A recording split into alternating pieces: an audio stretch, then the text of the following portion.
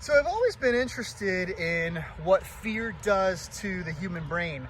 When we go through an experience like a haunted house or a roller coaster or other adrenaline building experiences. When we engage in these experiences, first we know that we're going to be safe. We know that we're not going to be harmed. It gets our adrenaline going, it might get our heart pumping, our body's cortisol hormones increase, which is essentially our alarm system. When we get to the end of the experience, we feel this level of satisfaction, like we've conquered something. And the more we conquer these scary experiences, the more in everyday life we're willing to take risks. So I think there's a lot of commonalities when comparing haunted houses to roller coasters and other kind of adrenaline experiences that many people like to engage in.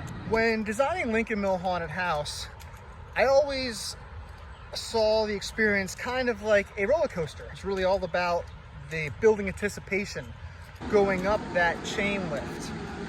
But in our case, instead of going up, we're putting you into an old freight elevator where we're dropping you down. So you're kind of in a way leaving the station and you're beginning to ascend up that hill. So the first few rooms inside the mill, it's really all about building that anticipation, going up the chain lift. Then when you get to the top, anticipate the big drop. So when you get into Victor's lab inside the hidden chamber, that's when the experience really picks up and the forces really begin. So inside the mill, we designed it that it is very tight, is very compact, where it feels like the mill is closing in around you. So like on a roller coaster, there's many forces pushing upon your body. You got positive forces when you're at the bottom of a hill or going through an inversion. You got negative forces when you crest a hill. When you fly out of your seat, the air time in a way, like when you get scared pretty good by an actor that just emerges out of nowhere, your heart pumps and you jump a little bit. So there were three critical ingredients when crafting the Lincoln Mill experience. We have the story, the overarching theme of the experience, the environment itself that you're going through that really sets the tone, and the actors and characters inside that primarily provide the fear response. So with the story, we really wanted to touch on some themes that are still current to modern day life. But there are other fears that we have, such as being stuck or being trapped and working a dead-end job and not living out our purpose in life. So with the old textile mills, the working conditions were tough.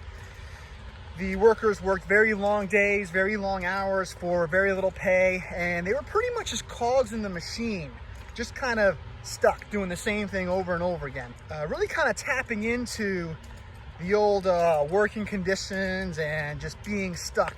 It's more kind of like an unconscious fear that we set the tone beforehand, because our experience does take place in an old textile mill where it was primarily about work and boosting productivity and profits for the mills. The next ingredient is really creating that environment.